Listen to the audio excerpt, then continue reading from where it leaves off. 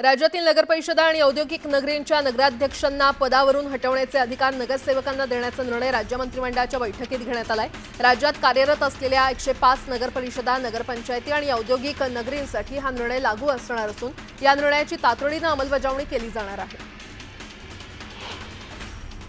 राज्यातील नगरपरिषदा, नगरपंचायती आणि औद्योगिकरणाच्या अध्यक्षांना पदावरून दूर करण्याचे अधिकार संबंधित प्राधिकरणाच्या सदस्यांना देण्यात येणार आहेत। त्याबाबतच्या तरतुदीला मान्यता देऊन महाराष्ट्र नगरपरिषदा, नगरपंचायती आणि औद्योगिक नगरी अधिनियम 1965 मध्ये सुधारणा करण्यात येणार आहे।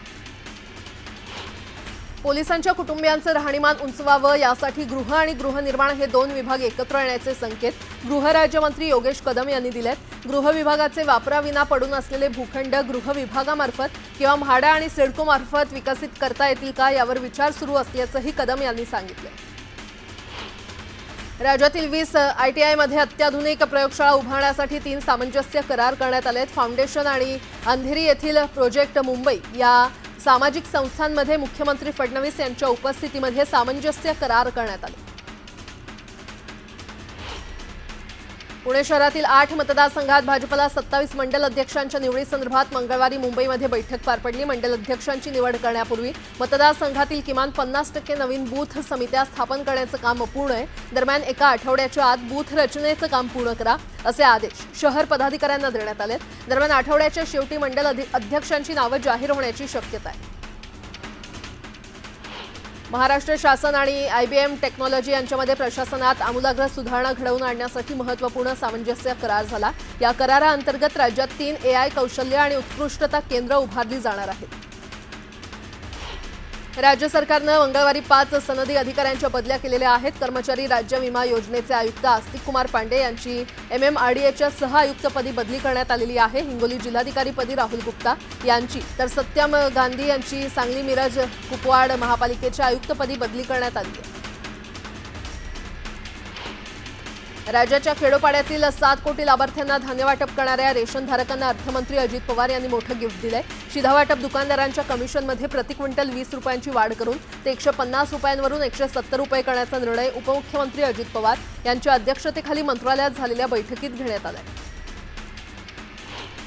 जळगाव जिल्हा परिषदेमध्ये आमदार सत्यजित तांबे यांच्या उपस्थितीमध्ये आढावा बैठक घेण्यात आली। बैठकीमध्ये शिक्षण विभागाच्या कामकाजाचा आणि विविध योजनांचा सत्यजित तांबेंनी आढावा घेतला।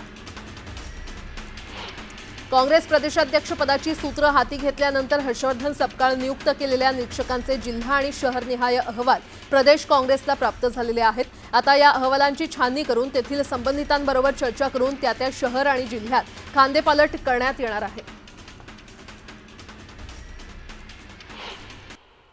आता एक मोठी बातमी, अमरावती विमानतळाचं आज मुख्यमंत्री देवेंद्र फडणवीस यांच्या हस्ते उद्घाटन होणार आहे। यावेळी उपमुख्यमंत्री एकनाथ शिंदे आणि अजित पवार देखील उपस्थित राहणार आहेत।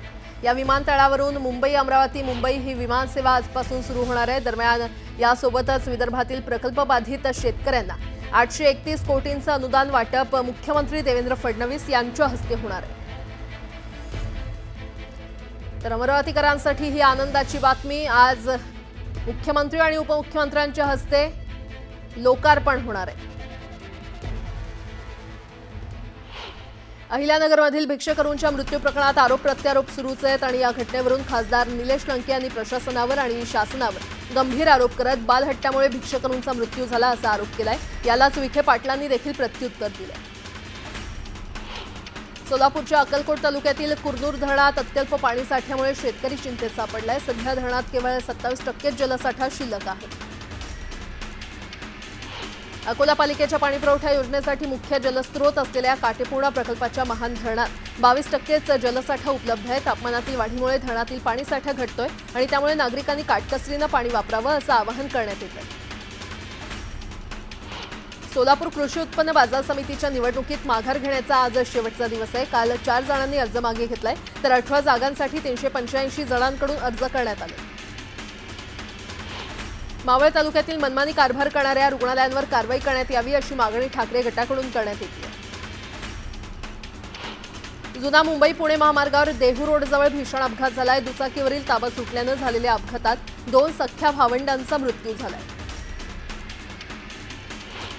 सांगलीत वाळूची बेकायदेशीररित्या चोरी करणाऱ्याला पोलिसांनी अटक केली आहे। या प्रकरणी 4 ब्रास वाळू डंपर आणि 8 लाखांचा मुद्देमाल पोलिसांनी जप्त केला आहे। गुरुवारी पुण्यात देखभाल आणि दुरुस्तीच्या कामांसाठी काही भागात पाणीपुरवठा पूर्ण दिवस बंद राहणार आहे, तर शुक्रवारी 18 एप्रिलला उशिरा आणि कमी दाबानं पाणीपुरवठा होण्याची शक्यता आहे। त्यामुळे काटकसरीनं पाणी वापरावं असं आवाहन करण्यात आलं। सोमवारी छत्रपती संभाजीनगरच्या क्रांती चौक पोलीस ठाण्यात 31 डीजे चालक आणि आयोजकांवर गुन्हे दाखल करण्यात आलेत। निवासी भागात 55 डेसिबलपर्यंत आवाजाची मर्यादा असताना पोलिसांच्या तपासणीमध्ये सोमवारी पार 135 डेसिबलपर्यंत आवाज पोहोचल्यानं गुन्हे दाखल करण्यात आल्याचं पोलीस उपायुक्त नितीन बगाटे यांनी सांगितलंय। उरणमध्ये ओएनजीसी प्रकल्पासमोरील रोडवरील नागरी वस्तीमध्ये सुरू असलेल्या आरएमसी प्लांटमुळे परिसरात धुळीचं साम्राज्य पसरलंय आणि यामुळे नागाव म्हातवली या दोन्ही ग्रामपंचायतीमधील नागरिकांचा श्वास गुदमरत असून त्यांचं आरोग्य धोक्यात आलंय आणि त्यामुळे आरोग्यासाठी धोकादायक बनलेल्या आरएमसी प्लांटवर कारवाई करावी अशी मागणी ग्रामस्थांनी केली आहे।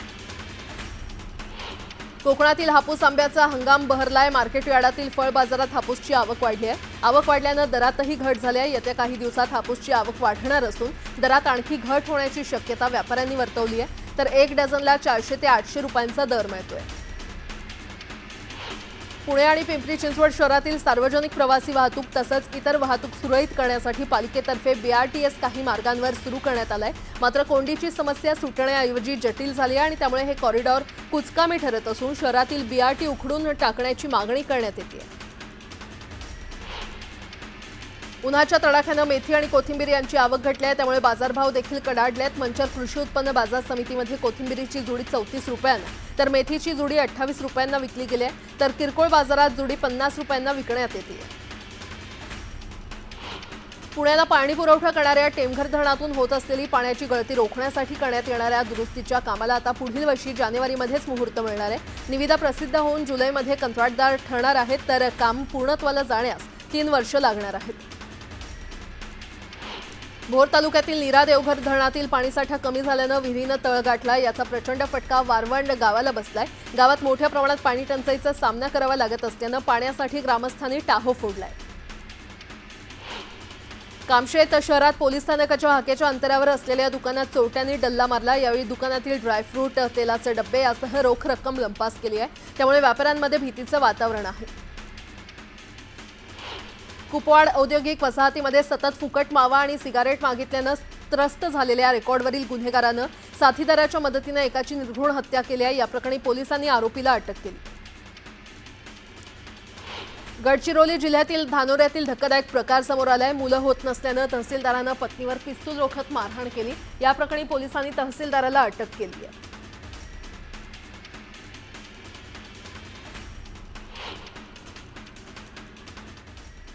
नागपुरातून एक सविस्तर बातमी। नागपूर विभागातील शिक्षण घोटाळ्याच्या उच्चस्तरीय चौकशीचे आदेश देण्यात आले आहेत। शिक्षण आयुक्त सचिंद्र प्रताप सिंह यांनी उच्चस्तरीय चौकशीचे आदेश दिलेत। शिक्षण संचालक डॉक्टर महेश पालकरांच्या नेतृत्वात एका पथकानं ही चौकशी सुरू केल्याची माहिती आहे। शिक्षण विभागात झालेल्या या घोटाळ्याशी संबंधित सर्व कागदपत्रांची पडताळणी करण्यासाठी डॉक्टर पालकर यांनी राज्यातील निवडक शिक्षण अधिकाऱ्यांना पुणे इथे बोलावल्याची माहिती आहे। तर पडताळणीनंतर कुठल्या शिक्षकाची किंवा शिक्षकेतर कर्मचाऱ्यांची नियुक्ती करण्यात आली हे उघडकीस येणार आहे।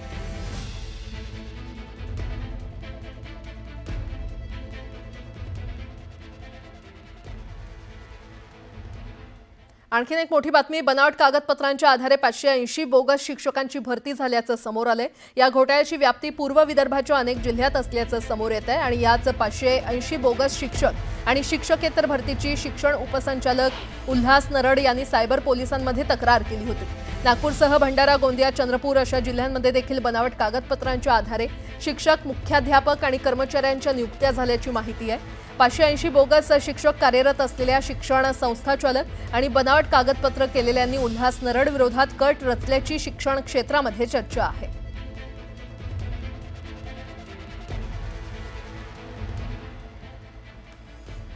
पुन्हा एकदा बातम्या वेगवान स्वरूपात। राज्यभरात सूर्यदेवाचा प्रकोप पाहायला मिळतोय, मात्र दक्षिण महाराष्ट्र आणि मराठवाड्यासह विदर्भातील नागरिकांना उन्हाच्या तडाख्यापासून दिलासा मिळण्याची शक्यता आहे, कारण हवामान खात्यानं दक्षिण महाराष्ट्रासह मराठवाड्यासह विदर्भाला अवकाळी पावसाचा इशारा दिलाय। पुढचे 5 दिवस उत्तर कोकणातील जिल्ह्यांमध्ये काही ठिकाणी उष्ण आणि दमट परिस्थिती राहण्याची शक्यता आहे। यंदा मोसमी पाऊस दमदार पडेल अशी आनंद वार्ता भारतीय हवामान खात्यानं दिलेली आहे। जून ते सप्टेंबर या 4ही महिन्यात मोसमी पावसासाठी प्रादेशिक आणि जागतिक हवामान विषयक स्थिती अनुकूल राहील। देशात सरासरीपेक्षा जास्त म्हणजे 105% पाऊस पडेल असा दीर्घकालीन अंदाज वर्तवण्यात आलाय। मुंबईत सलग दुसऱ्या दिवशी तापमानाचा पारा 36 अंशांवर गेलाय। सकाळपासूनच उष्ण वारे जाणवत असल्यानं मुंबईकरांना गरमीच्या तप्त झळा सहन कराव्या लागल्यात, तर पुढील 2 ते 3 दिवस तापमानातील वाढ कायम राहण्याचा अंदाज वर्तवण्यात येतोय। चिपळूण तालुक्यातील भिले जांभूळवाडी खारभूमी विकास योजनेच्या दुरुस्तीला अखेर सुरुवात झाली आहे। या कामासाठी शासनाकडून 83 लाख रुपयांचा निधी मंजूर करण्यात आलाय। आता कामाला गती मिळाल्यानं शेतकऱ्यांमध्ये समाधानाचं वातावरण आहे। पालघरमध्ये 4 वर्षाच्या चिमुकल्या मुलाच्या हाती भल्या मोठ्या अजगराची शेपटी देऊन एका सर्पमित्रानं जीवघेणा स्टंट केल्याचा धक्कादायक प्रकार समोर आलाय। या धक्कादायक प्रकरणानंतर पालघरमधील सर्पमित्रांकडून संताप व्यक्त करण्यात येतोय। सांगलीच्या वाळवा हातभार परिसरात गवा आढळून आला। गव्याच्या वावरामुळे परिसरातील नागरिकांमध्ये भीतीचं वातावरण पसरलं। चिपळूण तालुक्यातील कळवंडे धरणाच्या गळतीकडे लघु पाटबंधारे विभागानं वेळेवर लक्ष न दिल्यामुळे आता 35 ते 40 गावांवर पाणी टंचाईचं संकट निर्माण झालंय। मागील 2.5 ते 3 वर्षांपासून धरणाला गळती लागलेली असून धरण फुटेल या भीतीनं धरणाचे दरवाजे उघडे ठेवण्यात आलेत। मात्र ही गळती थांबलेली नसल्यानं धरणातील बहुसंख्य पाणीसाठा वाहून गेलाय। बुलढाण्याचे ग्रामदैवत असलेल्या आई जगदंबा मातेच्या चैत्र पौर्णिमा यात्रा महोत्सव अतिशय उत्साहात संपन्न झालाय। या यात्रोत्सवात केंद्रीय मंत्री प्रतापराव जाधवांनी उपस्थिती लावली होती आणि यावेळी नागरिकांनी मोठी गर्दी केली होती। तरुणांनो, सोशल मीडियावरील अनोळखी गोडगोड मेसेजला बळी पडू नका। हा हनी ट्रॅप असू शकतो। याचा धोका वेळीच ओळखा असा सल्ला उच्च न्यायालयानं दिलेला आहे। उन्हाळी सुट्टीनिमित्त कोकण रेल्वे मार्गावर सोडण्यात आलेल्या जादा गाड्यांची 5 ते 6 तास रखडपट्टी होते।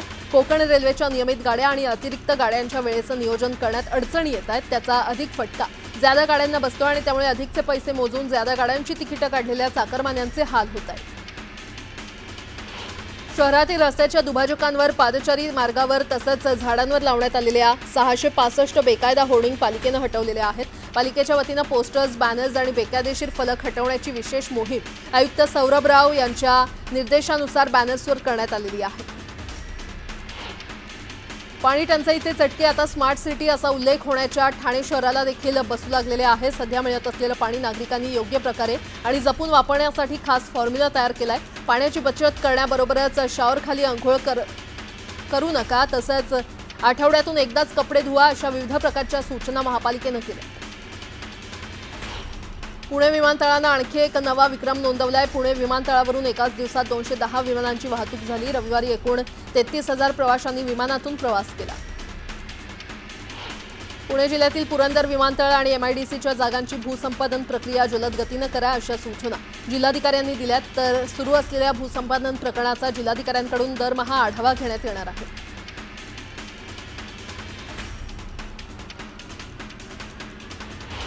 अखिल भारतीय मराठी नाट्य परिषदेचं 100वे विभागीय नाट्य संमेलन 24 एप्रिलपासून नागपुरात होणार आहे। मुख्यमंत्री देवेंद्र फडणवीस यांच्या हस्ते उद्घाटन, तर केंद्रीय मंत्री नितीन गडकरी यांच्या हस्ते समारोप होणार आहे।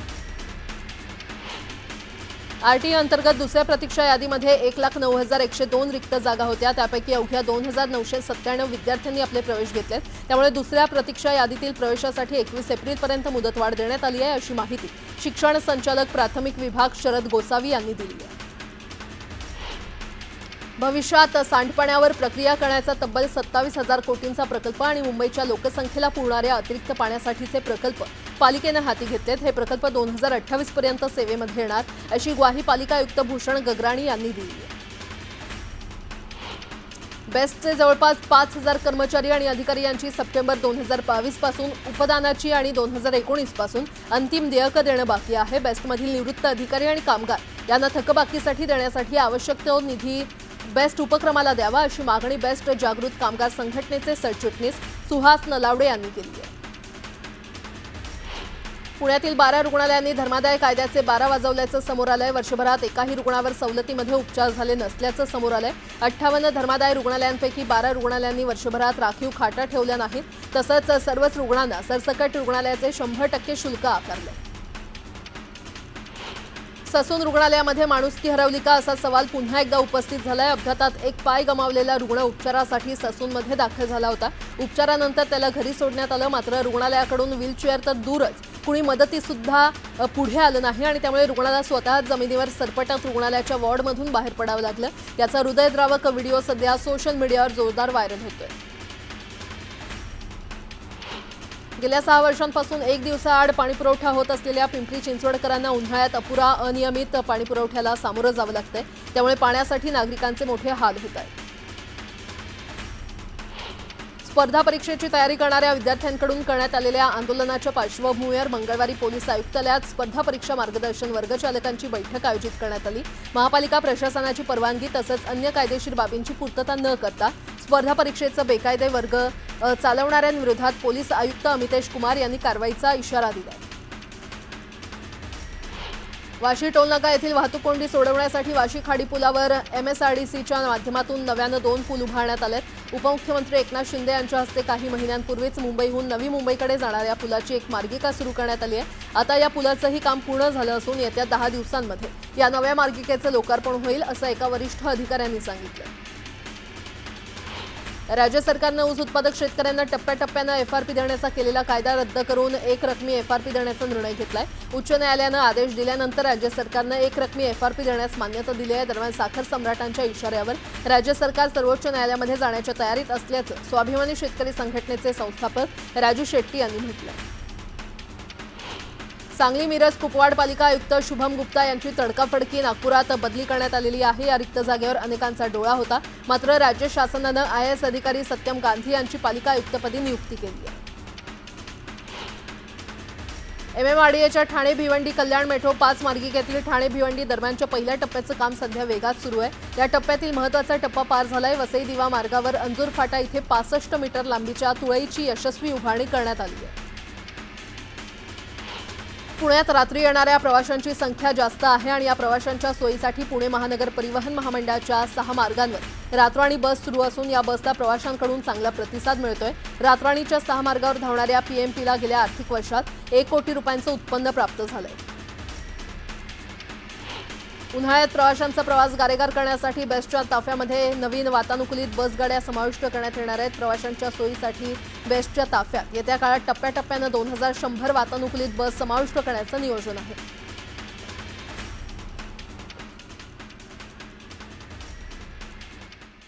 संजय राऊत बोलतात।